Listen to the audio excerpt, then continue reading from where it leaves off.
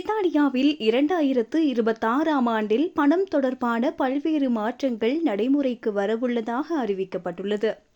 இலையுதிர்கால பாதீட்டை தொடர்ந்து இந்த மாற்றங்கள் நடைமுறைக்கு வரும் என தெரிவிக்கப்பட்டுள்ளது.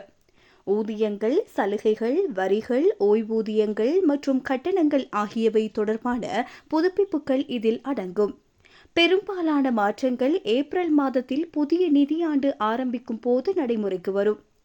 எரிசக்தி கட்டணங்கள் மற்றும் லண்டன் நெரிசல் கட்டணங்கள் போன்றவை தொடர்பான மாற்றங்கள் ஜனவரி மாதத்திலேயே நடைமுறைக்கு வரும். புதிய மாற்றங்களுக்கமைய பிரித்தானியாவின் பல இடங்களில் வீட்டு செலவுகள் அதிகரிக்கும். ஜனவரி முதல் எரிசக்தி கட்டணங்கள் சற்று அதிகரிக்கும்.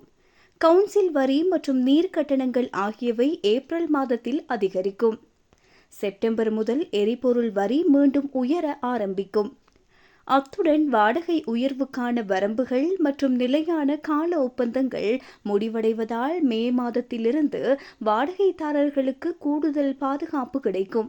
மின்சார கார்களுக்கும் இனிமேல் லண்டன் நெரிசல் கட்டணம் விதிக்கப்படும். மேலும் வேப்பிங் பொருட்களுக்கும் அக்டோபர் மாதத்திலிருந்து புதிய வரி விதிக்கப்படும். இதேவேளை ஏப்ரல் மாதத்திலிருந்து குறைந்தபட்ச ஊதியம் அதிகரிக்கும்.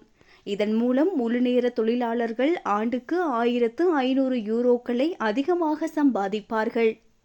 சலுகைகள் 3.8% அதிகரிப்பதோடு மாநில ஓய்வூதியங்கள் 4.8% அதிகரிக்கும். அத்துடன் 2 குழந்தைகளுக்கான சலுகை வரம்பு நீக்கப்பட இருப்பதால் அது பெரிய குடும்பங்களுக்கு பயனுடையதாக இருக்கும். மேலும் செப்டம்பர் முதல் இலவச பாடசாலை உணவு திட்டம் விரிவுபடுத்தப்படும். அடுத்த ஆண்டு சில வரி செலுத்துவோர் புதிய டிஜிட்டல் வரிமுறையை பயன்படுத்த வேண்டும். சிலருக்கு மாநில ஓய்வூதிய வயது 66 வயதிலிருந்து 67 உயரும். அத்துடன் HMRCயிலிருந்து அனுப்பப்படும் கடிதங்கள் பெரும்பாலும் நிறுத்தப்படும். ஒட்டுமொத்தமாக 2026ஆம் ஆண்டு அதிக செலவுகள், அதிக ஊதியம் மற்றும் முக்கிய அமைப்பு மாற்றங்களை ஏற்படுத்த உள்ளது.